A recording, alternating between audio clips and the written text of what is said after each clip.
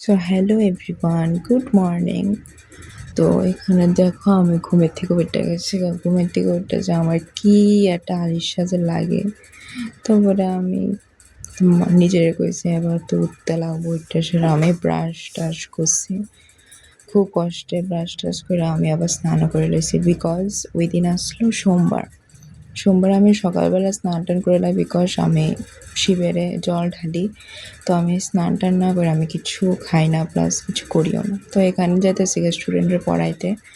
তো দেখো এই আকাশটা কি সুন্দর লাগতেছে, কৌশি কি সুন্দর লাগতেছে আসলে।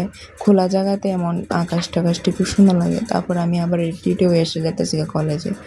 যতবারই গুডারি দেখি ততবারে মনটা খারাপ হয়ে যাবে যে কেমনে যে গুডারি সরাম। তারপর এদিকে উঠে গেছি অটোতে যেতে যেতে দেখো তোমরা একটা জিনিস দেখো। এটা হয়েছে আমার স্কুল, ডন বস্কো স্কুল। আমি যে এই স্কুলের যে কত মিস করি, কত মেমোরিয়াস আছে কত। সবাই মনে হয় আমার মতনই কলেজে স্কুলরে খুব মিস করে। এটা হচ্ছে আমার কলেজ। আর কলেজে আয় দেখি কেউ আইসে না, শুধু একটা মেয়ে আইসে। আর দেখো সবাই সব খালি।